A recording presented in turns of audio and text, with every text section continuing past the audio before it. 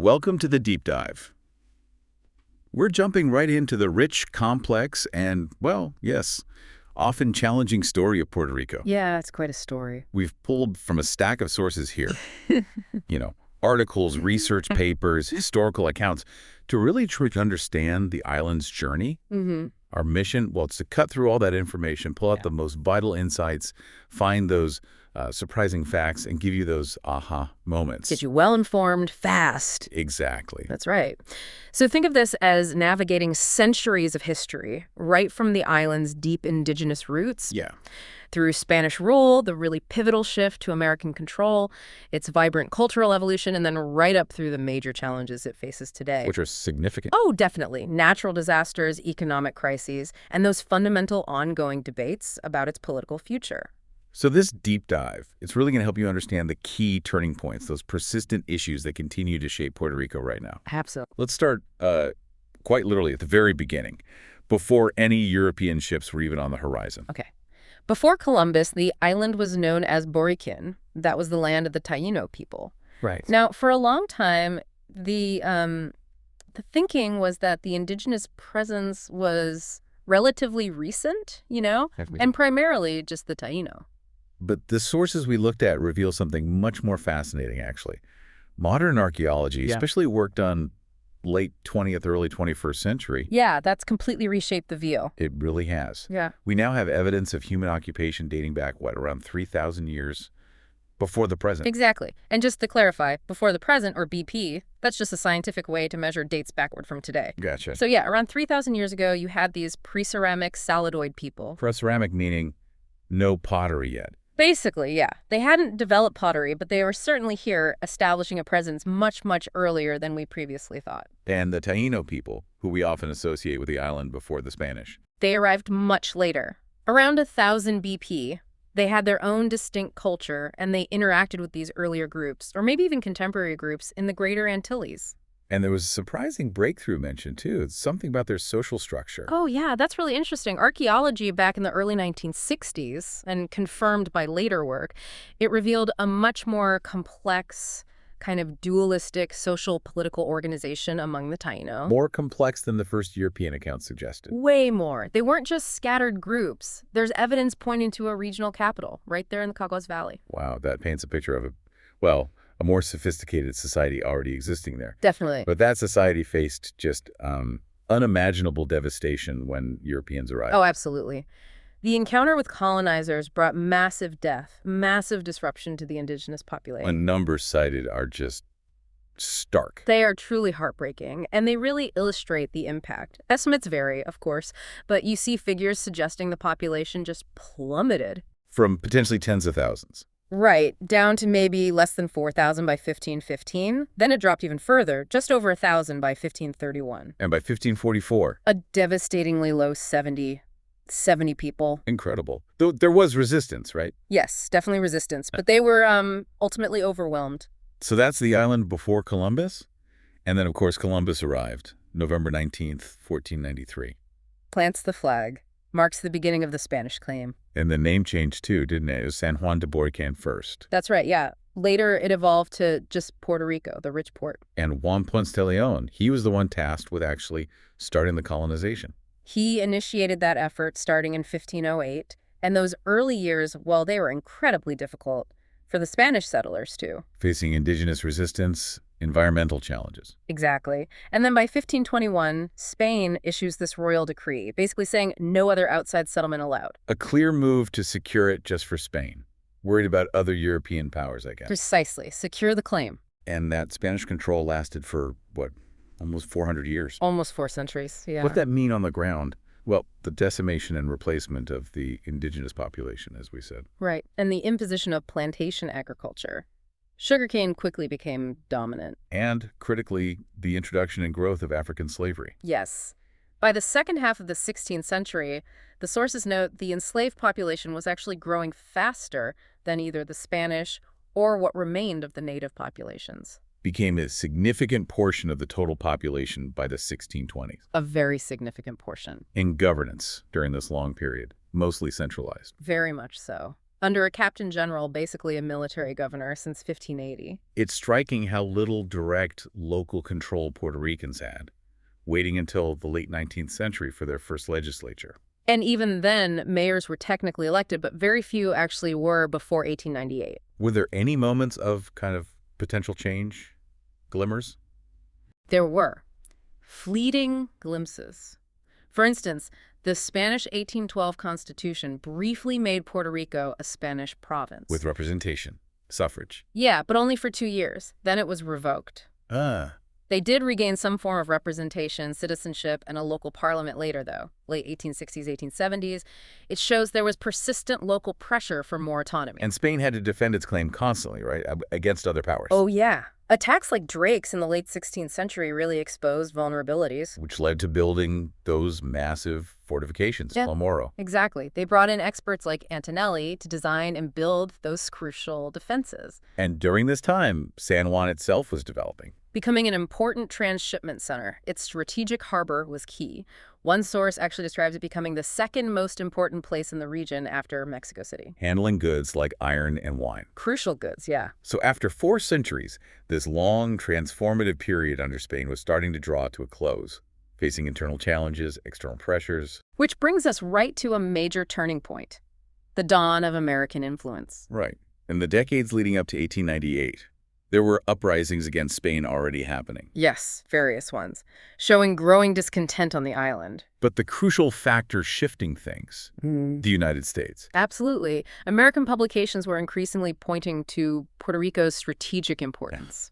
Its harbor, potential as a coaling station. Vital for the growing U.S. Navy, merchant fleet, especially with the future Panama Canal in mind. And the Spanish-American War in 1898 became the mechanism for this shift. Yeah, the sources describe how the liberation of Cuba effectively, quote, served as a proxy for delivering Puerto Rico to the United States. And the U.S. military action was quick. Very swift. Blockade ordered. U.S. forces capture Guanica in July 1898. And the outcome was formalized in the Treaty of Paris, December 10th, 1898.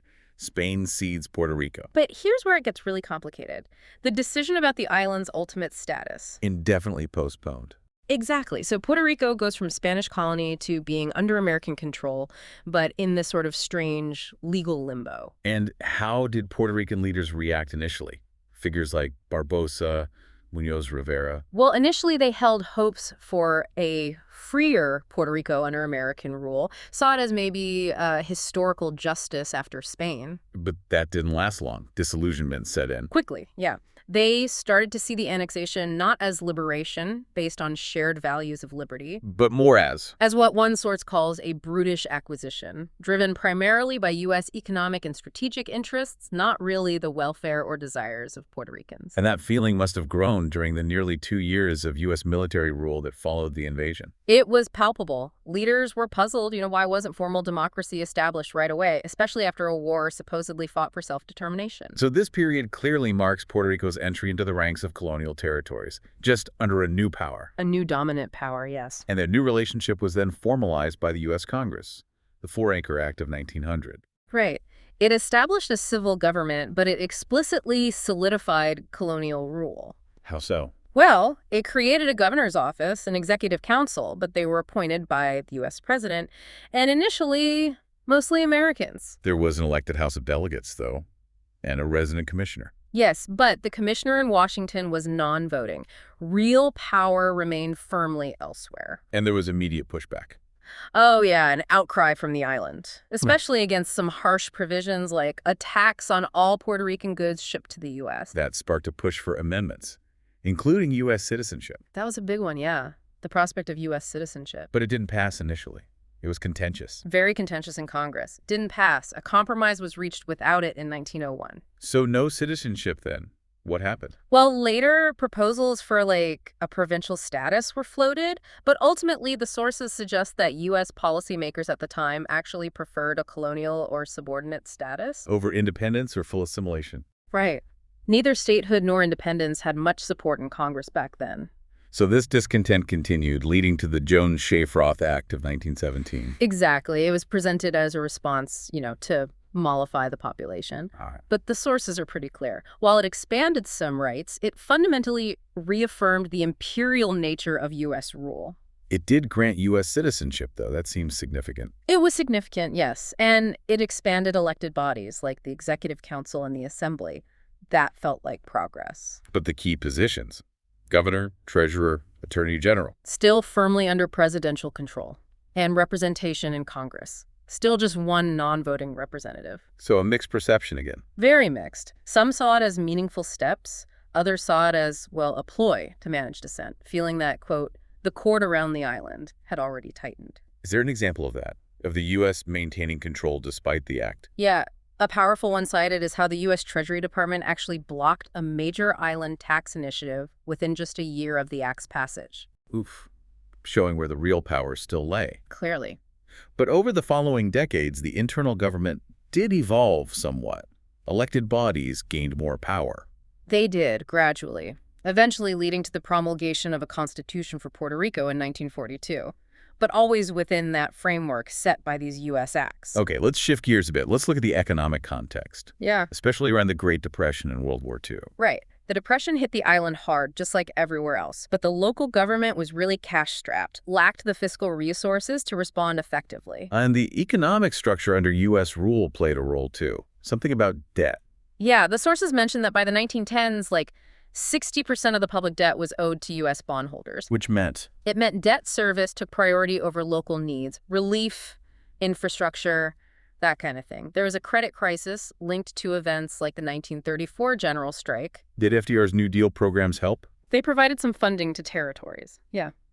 But the sources suggest these were partly aimed at protecting corporate privileges while also expanding the revenue base. Interesting. This period also saw a decline in traditional wage-earning labor relative to self-employment, partly because integration into the U.S. market made local plantation crops less competitive. But then the looming war changed everything, strategically. Completely shifted the focus. Just weeks before Pearl Harbor, the U.S. Department of Defense explicitly stated Puerto Rico and the Virgin Islands were of great strategic importance. Why? San Juan's harbor, seen as absolutely key to defending the Panama Canal and controlling vital sea lanes in the Caribbean. Did the island legislature try to contribute to defense efforts? They did. Yeah. They passed laws like the Leased Armories Act, allocated funds for military construction, but the U.S. Defense Department often found the facilities inadequate, and their own construction bureaus were really stretched thin once the war began. Governor Tugwell was involved in coordinating this. He was, yeah. But the sources note he eventually resigned, highlighted the difficulties in coordinating his responsibilities with new federal officers, plus the pressure of potential blame during wartime. Now, here's a fascinating contrast you mentioned earlier. While the Depression was global contraction. Right. The Caribbean, under Allied nations, actually saw significant economic expansion between 1940 and 1945. Why was that? The war effort. Resources were being mobilized like crazy for war supplies, food, goods, even armaments. For the expanding U.S. Armed Forces. Exactly. This led to a strengthening of labor centers, unprecedented industrial growth, particularly in Cuba, Puerto Rico, and the Dominican Republic. And it accelerated the presence of American companies and investments. Especially in urban areas, yeah. And this wartime economic context, it kind of set the stage for post-war development in Puerto Rico. It really influenced the path taken. It led to the establishment of what's described as a mixed corporate development model. Okay, what does that mean? Basically, the Commonwealth government would offer perpetual tax exemptions and other aid to companies to attract them. Okay, incentivize investment. But it also sought to maintain control over the political and social environment. The state increased control over economic policy, even supervising prices and company profitability sometimes. So a deliberate attempt to use government policy to shape the economy. A very deliberate attempt. So after the war, the 40s and 50s, we see big societal changes, mirroring the U.S. mainland. Yeah, definitely. Advances in technology, more education, a growth in consumer culture, more leisure time, familiar trends. And this era also saw a huge acceleration of migration to the United States. Dramatic acceleration, initially drawn by jobs in war-related industries. And this migration had a big impact both on the island and stateside. Profound impact. In Puerto Rico, you saw urban areas grow rapidly, leading to crowding, the rise of informal settlements. Barrios marginales, squatter settlements. Right. and often tension between the migrants coming from the countryside and the established city dwellers. Sources even mention instances of mistreatment of workers by police during this time. And for the migrants arriving in the U.S.? They were absorbed into the urban economy, often starting in lower-wage jobs, facing significant language barriers. And businesses started catering specifically to them. Exactly. Hotels, taverns, restaurants initially. Then more family-oriented shops, butcher shops, bakeries, that kind of thing. And this whole period of rapid economic shift and migration, it's tied directly to that program, Operation Bootstrap? Inextricably linked, yeah. It was presented as this big economic development program starting in the late 40s, designed specifically to combat poverty and emigration. But the sources offer maybe a more critical perspective. A fascinating, slightly counterintuitive one, yeah. They frame Bootstrap as driven by neoclassical economic theory, with underlying goals maybe to ensure Puerto Rico's subordination and prepare it for expanded U.S. capital investment to restore profitability for U.S. companies. So freeing the economy from past restrictions. Exactly. But interestingly, growth wasn't necessarily expected to rely on expanding the island's domestic market. Really? Yeah. Some models even considered a potential contraction of domestic demand relative to supply as labor shifted from agriculture to light industry. So the goal was to absorb excess farm labor into new factories. That was the idea. And initially, early 1950s, it seemed to work, seemed to solve the immigration problem by providing local jobs. But there's always a but. Well, the sources note the Commonwealth government itself later acknowledged that the link between migration and growth eventually broke down. And then the eventual termination of Section 936 tax breaks in 2006. Right, Section 936. That was the big U.S. tax incentive for companies, especially manufacturers, to operate in Puerto Rico. Exactly. And the end of those tax breaks had a huge effect on manufacturing labor demand. So companies left, jobs disappeared. Pretty much. This contraction led to what the sources call an explosive growth of unemployment, reaching intolerable levels. Which triggered another massive wave of migration. Another unprecedented exodus to the United States, yeah. And the scale we're talking about is huge. Massive. Over 300,000 left between 1950 and 1960 alone. Some sources cite figures over 130,000 annually in the late 40s, early 50s. And over 500,000 people, like 14% of the population, leaving in just one decade. The numbers are staggering. They really reflect the scale. And this connects right up to today, doesn't it? Hurricane Maria. Directly. The sources note Maria in 2017 vastly accelerated that outmigration, resulting in the largest sustained migration in Puerto Rico's history. And maybe leading to irreversible depopulation. For the first time, yeah, that seems to be a real concern raised in the sources. And ongoing migration is linked to the current situation. The austerity measures, the financial control board. That's what the sources attribute it to, yeah. Yeah. The austerity measures and what some describe as the continued treatment of Puerto Ricans by Congress as second-class citizens. Okay, so through all these shifts, rulers, economies, migration, something fundamental persisted and evolved. The culture. Absolutely. The island's languages, music, dance, cuisine, they clearly reflect its unique society, history, geography. Let's talk language. Spanish and English co-official since 1902. Yes, but the sources really emphasize Puerto Rico is not truly a bilingual society in the way you might imagine. That's it. Spanish is the national language, deeply tied to identity, tradition. English, while official, is the language of the former colonial power. Associated with prestige, opportunity maybe, but not spoken fluently day to day by most. Exactly. Although you see fascinating things like code switching, hybridization, blending elements of both. And is English becoming more prevalent? Well, historically, Spanish was enough for daily life. But the increasing penetration of English today, some see it as more interesting, maybe convenient for global connection. The sources even raise a question about culture being competitive enough under globalization. Yeah, it's a debate mentioned. Can the culture maintain its distinctiveness? And music and dance. Yeah. Reflecting that layered history. Totally. You hear influences from the Taíno, surviving in unique instruments. African music is profound, shaping rhythms, dominating peripherally. And significantly influencing salsa. Hugely. Salsa is described as Puerto Rico's most abundant, yet uniquely its own musical tradition. And then you have Western forms too, symphonic, opera. And this mix creates new things. Fusions. Incredible creativity, new combinations, fusions, unique scales. And music and dance aren't just entertainment. No? They're used to embody social ideals, political stances through performance, gesture. They cross class lines, become ways for collective understanding. Even if behavior is different at a community salsa event versus a formal concert. Precisely. Different contexts, but shared cultural expression. And the cuisine. Yeah. Also shaped by those layers of influence. Definitely. Geography, Taínos, Spanish, North Americans, plus adaptations from other Caribbean and Latin American areas. Comida criolla is the term. That's the common term, yeah. Creole food, known for its blend of flavors, lots of local herbs, spices, sauces. Roots in Taíno techniques. Like using indigenous plants, grilling, fused with Spanish ingredients, and later North American flavors and methods. And there's one central, almost essential element. Sofrito. Sofrito, yes. It's basically a mixture of finely chopped vegetables, herbs, spices, oil, used as the base for countless dishes. What's typically in it? It varies, region to region, household to household even. But a basic Puerto Rican sofrito usually has green pepper, tomato, sweet pepper, onion, garlic, cilantro. And its significance goes beyond just flavor. Oh, yeah. The sources highlight it. It's often a tradition passed down in families. It's distinctively Puerto Rican. You can't just replace it easily with a store-bought version. A unique foundational condiment. Exactly. Defines so much of the cuisine. Okay, so moving from culture, let's talk about the challenges. Historically and today. Natural disasters, for one. A constant factor throughout history, yeah. Cyclones, hurricanes, they've caused immeasurable and irreversible alterations. Detailed scientific recording hasn't always been consistent compared to other islands. That's what the sources suggest.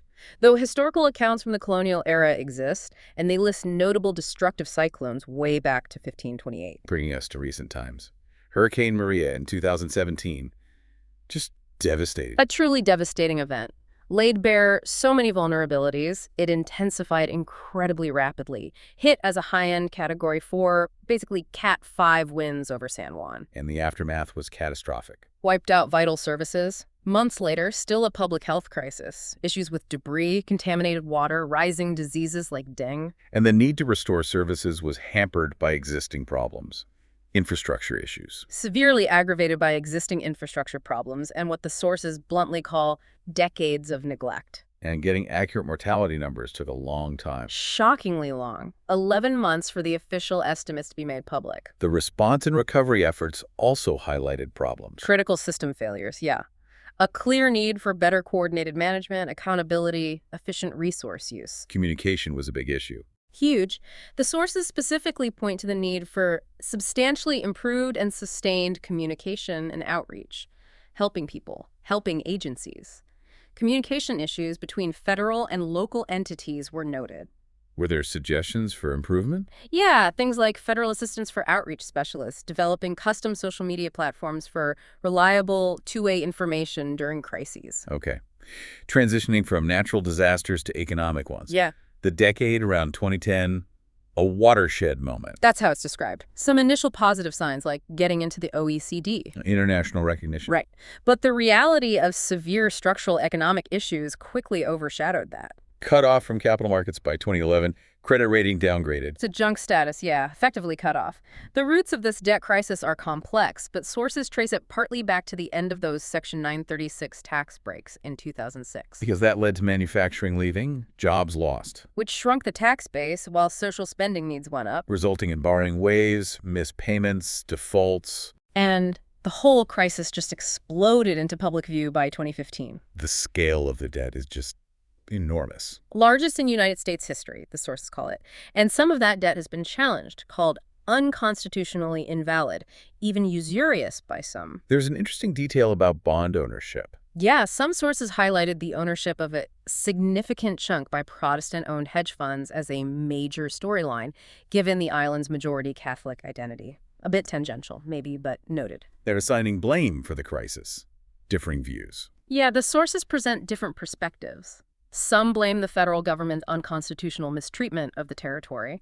Others point more to local government corruption and mismanagement. But regardless of blame, it connects back to political status. Directly. The sources argue that Puerto Rico's unique quasi-colonial space, under U.S. law actively hinders leads to a stunted economic recovery compared to what a state might experience. Which brings us right back to that deeply ambiguous, controversial political status itself. Unincorporated territory.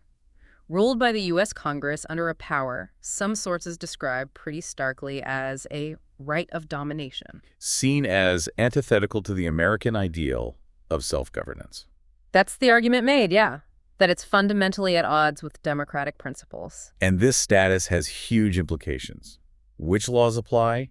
Federal aid. Creates a core political and moral problem about the relationship with the mainland. The source is called the status question.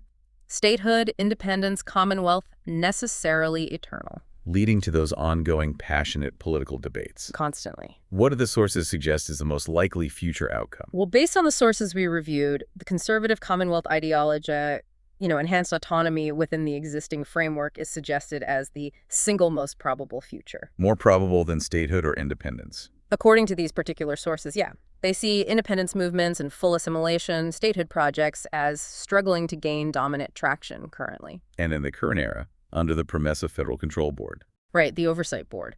Some critics describe this situation as a new colonia. A new form of colonialism. That's the critique. Seeing this outside authority implementing major changes, like potential sales tax hikes hitting working and middle-class people hard. Leading, some argue, to permanent dependency and impoverishment. Wow. We have covered a lot of ground, taken a long journey through Puerto Rico's history. From its ancient peoples through centuries of Spanish, then American control. Witnessed massive economic shifts, celebrated its incredible cultural vibrancy. Faced devastating natural disasters, complex financial crises. And landed right back on that unresolved fundamental question of its political status. It really is a story marked by resilience, constant struggle, and the profound impact of external powers on an island's destiny and on the lives of its people. And we've really just scratched the surface of the knowledge in these sources, pulling out these key insights for you. Just the key nuggets. So what does all this history, all this context actually mean? I mean, history isn't just facts and dates in a book. No, it's a living, breathing story. With deep implications for the people of Puerto Rico today, shaping their present circumstances, their future possibilities. The challenges are incredibly complex, rooted in centuries of shifting control, that unresolved status. Absolutely. And it leaves us, and hopefully you, with a provocative thought to consider.